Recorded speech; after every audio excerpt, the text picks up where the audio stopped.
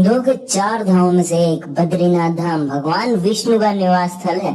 यह भारत के उत्तरांचल राज्य में अलकनंदा नदी के बाएं तट पर नर और नारायण नामक 2 पर्वत श्रेणियों के बीच स्थित है।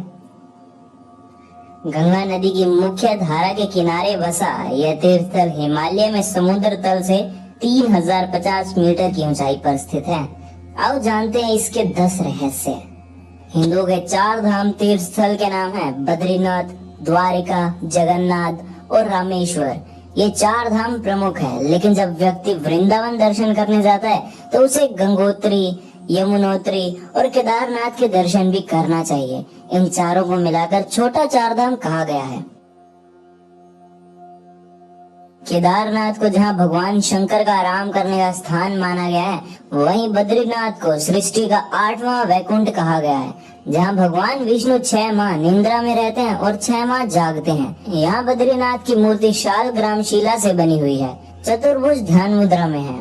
यहाँ नर नारायण विग्रह की पूजा होती है और अखंड दीप जलता है, जो कि अचल ज्ञान ज्योति का प्रतीक है। बद्रीनाथ का नाम इसलिए बद्रीनाथ है क्योंकि यहाँ प्रचुर मात्रा में पाई जाने वाली जंगली बेरी को बद्री कहते हैं।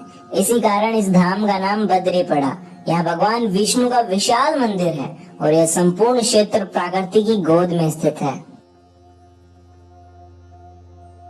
केदार घाटी में 2 पहाड़ हैं, नर और नारायण पर्वत। विष्णु के 24 अवतारों में से एक नर और नारायण ऋषि की यह तपोभूमि है। उनके तप से प्रसन्न होकर केदारनाथ में शिव प्रकट हुए थे। दूसरी ओर बद्रीनाथ धाम है, जहाँ भगवान विष्णु विश्राम करते हैं। कहते हैं कि सतयुग में बद्रीनाथ धाम की स्थापना नारायण ने की थी।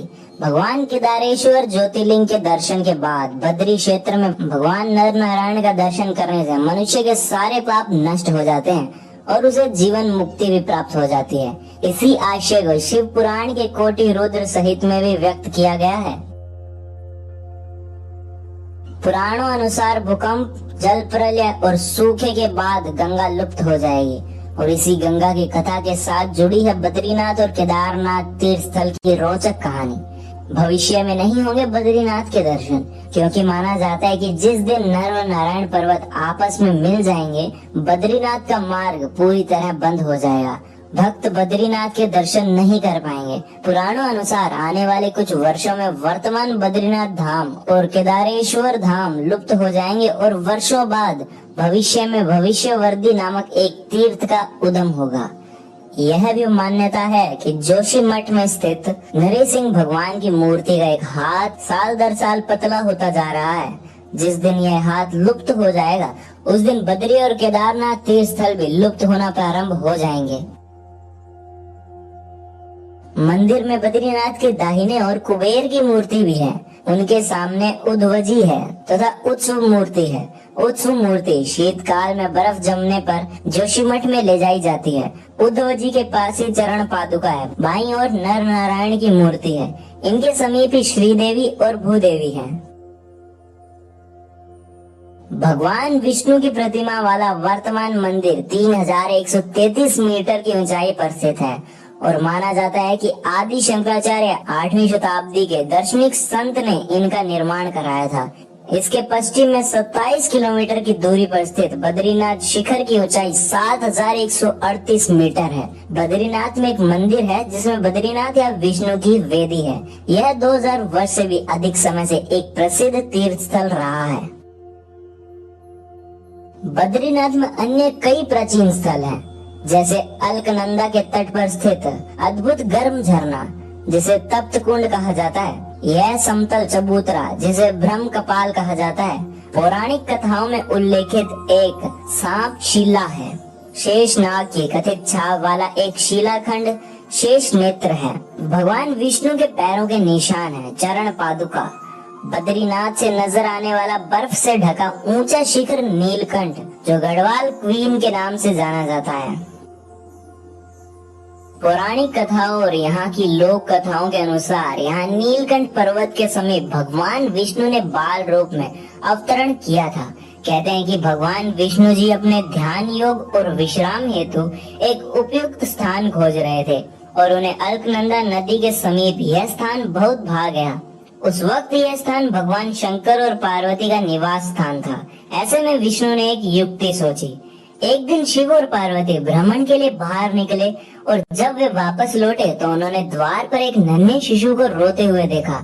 माता पार्वती की ममता जाग उठी।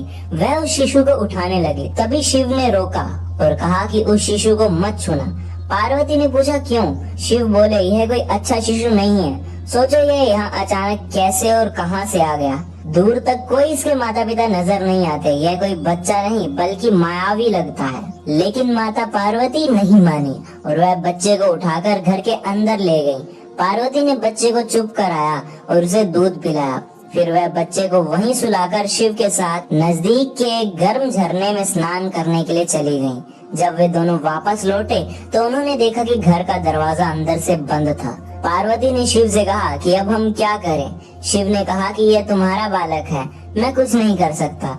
अच्छा होगा कि हम कोई नया ठिकाना ढूंढ लें, क्योंकि अब दरवाजा नहीं खुलने वाला और मैं बलपूर्वक इस दरवाजे को नहीं खोलूंगा। कहते हैं कि शिव और पार्वती वह स्थान छोड़कर केदारनाथ चले गए और वह बालक जो भगवान विष्णु थे वहीं जमे रहे। इस तरह भगवान विष्णु ने जबरन बद्रीनाथ को अपना विश्राम स्थल बना लिया। जब भगवान विष्णु ध्यान योग में लीन थे तो बहुत अधिक हिमपात होने लगा। भगवान विष्णु और उनका घर हिम में पूरी तरह डूबने लगा। यह देखकर माता लक्ष्मी व्याकुल हो उठी। तब उन्होंने स्वयं भगवान विष्णु के समीप खड़े होकर बेर के वृक्ष का रूप ले लिया और समस्त हिम को अपने ऊपर सहने लगी। माता लक्ष्मी जी भगवान विष्णु को धूप, वर्षा और हिम से बचाने की कठोर तपस्या में जुट गयी। कई वर्षों बाद जब भगवान विष्णु ने अपना तप पूर्ण किया तो देखा कि लक्ष्मी जी हिम से ढकी पड़ी हैं। तो उन्होंने माता लक्ष्मी के तप को देखकर कहा कि हे देवी, तुमने भी मेरे ही बराबर तप किया है, तो आज से इस धाम पर मुझे तुम्हारे ही साथ पूजा जाएगा। और क्योंकि तुमने मेरी रक्षा बद्री वृक्ष के रूप में की है, सो आज से मुझे बद्री के नाथ, बद्रीनाथ के नाम से जाना जाएगा। इस तरह से भगवान विष्णु का नाम बद्रीनाथ पड़ा। चार धाम में से एक बद्रीनाथ के बारे में एक कहावत प्रचलित है, जो जाए बद्री वो ना आए उधरी।